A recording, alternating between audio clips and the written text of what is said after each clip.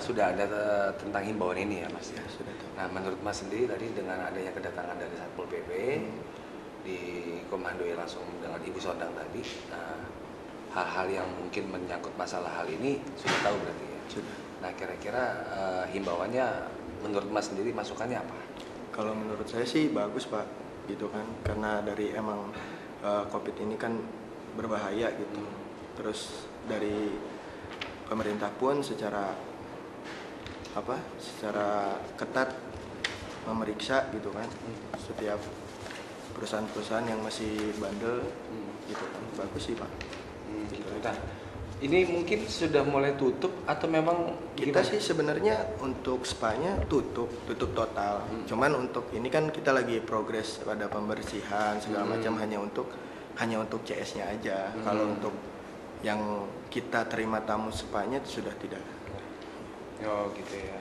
Terus kemudian mayoritas tamu-tamu yang biasanya datang itu apa dari mancanegara atau memang dari Kalau Indonesia sendiri? mayoritas sih kita Indonesia juga banyak Pak. Iya. Jadi nggak rata-rata sih sama sih 50%. Gitu ya. Nah contohnya kira-kira dari mana Mas? Kalau memang dari luar itu dari negara mana? Biasanya sih Korea. Kalau kita sih berhubung ada kerjasama sama bosnya, kerjasama sama orang Korea, mungkin koleganya yang dipromosiin ke sini aja. Kalau untuk di luar itu paling hanya bule-bule. Ini kan masalah hal seputar kegiatan tadi, Ibu melaksanakan satu acara apel dan mungkin akan mensosialisasikan ke beberapa tempat ya Bu ya. Kira-kira bisa diberi informasi Bu? Jadi dasar hukum pelaksanaan kegiatan kami tadi itu Pak ada di surat tugas instruksi Kepala Satpol PP nomor 98 tahun 2020 tentang penutupan sementara kegiatan operasional industri pariwisata dalam upaya kewaspadaan terhadap penularan infeksi coronavirus COVID-19. Jadi ada beberapa tempat ini kita menindaklanjuti instruksinya Kadis Parekraf terkait penutupan beberapa jenis tempat usaha yang harus ditutup gitu. Jadi contohnya apa aja Bu? ada klub malam, diskotik, ada pub, karaoke, spa gitu, bioskop, tempat-tempat hiburan yang sifatnya seperti itu. Jadi tadi suratnya juga sudah saya sampaikan kan ya ke Bapak ya untuk jadi dasar ininya. Jadi kalau untuk kuliner sendiri gimana? Kuliner kita nggak tutup Pak. Tapi mereka menutupkan diri ya? Iya bagus, berarti kan ada kesadaran untuk menghindari keramaian, pusat keramaian karena nggak bisa dibohongin kan orang cari makannya banyak, terutama di wilayah Kebayoran Baru ini. Tapi rata-rata banyak yang sudah menutup dirinya masing-masing dan itu perlu diacungi jempol. Berarti kesadaran itu udah mulai ada ya Bu ya? Iya betul. Itu dan harapannya gimana Bu terhadap masyarakat Ibu khususnya Bu? Iya lebih menghargai lagi nyawanya masing-masing ya karena kan ya mungkin memang semua orang kontraknya sudah ditentukan oleh Tuhan. Waktunya habis ya habis entah karena corona atau karena apapun. Tapi kalau kita bisa lebih menjaga kenapa tidak gitu? Kenapa tidak menjaga dirinya? Karena kesehatan itu mungkin bukan segalanya, tapi tanpa kesehatan segalanya kan nggak ada artinya juga. Iya. Jadi sebaiknya memang stay at home ya, tetap di rumah, tinggal saja di rumah, nggak usah berkerumun, bergerombol, karena tidak memberikan dampak positif apa-apa gitu. Yang ada justru negatif.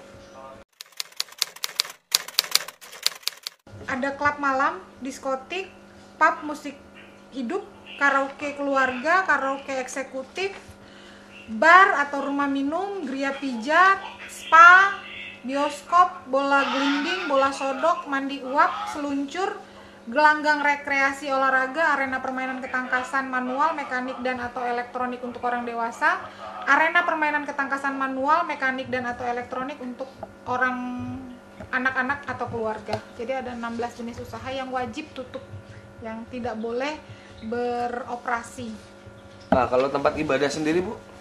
Kalau tempat ibadah sih tidak ada, ya memang sih ada. Tidak ada larangan ya sebenarnya. Nggak ada larangan. Cuma sih. dibatasi.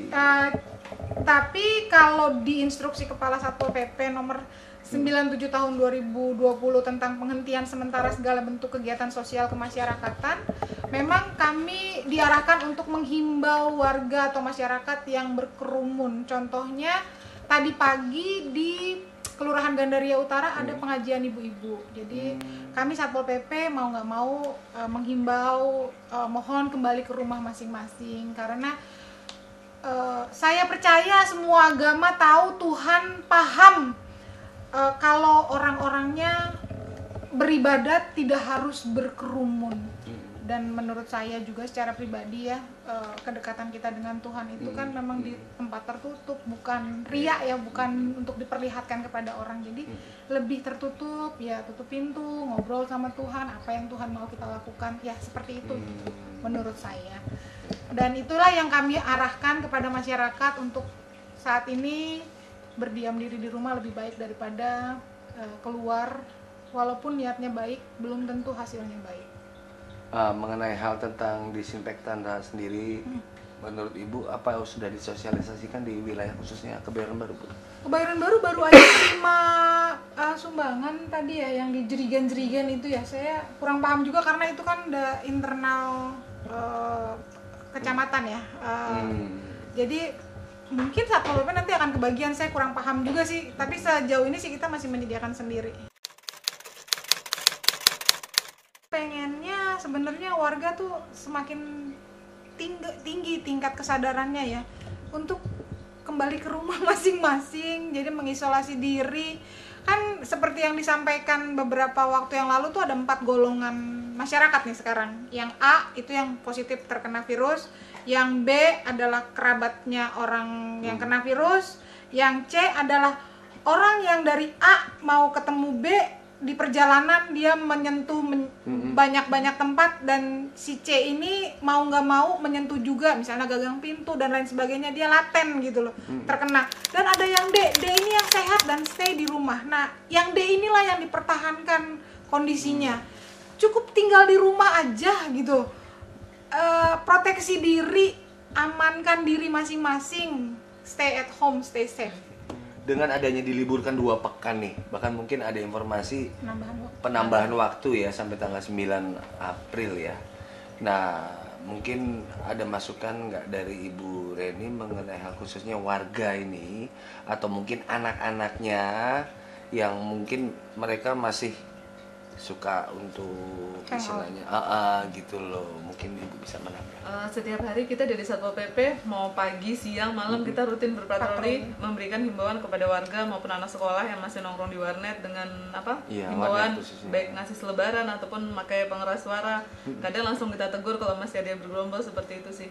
Harapannya sih mungkin kedepannya kesadaran warga meningkat ya, jadi nggak harus kita tegur, mereka udah sadar nih kalau berkumpul di luar itu nggak baik buat kesehatan mereka sendiri. Sama seperti Bu Sonda, mungkin kedepannya ada warga kesadarannya meningkat, jadi nggak usah Satpol PP himbau, mereka udah sadar dengan sendirinya seperti itu ya. Karena kesehatan kan mereka sendiri gitu, buat mereka sendiri bukan buat kita gitu. Dan beberapa tempat usaha sudah sadar loh di sini. Jadi tadi kami kan bagi 4 regu, beberapa tempat usaha sudah menutup dirinya masing-masing, dan itu kami acungi jempol, berarti mereka sudah punya kesadaran. Walaupun memang mungkin surat edarannya sudah mereka terima juga, jadi mereka mau melakukan itu gitu loh, tanpa perlu kita tegur-tegur dulu. Walaupun memang ada beberapa juga yang tetap bandel, tapi manusiawi lah.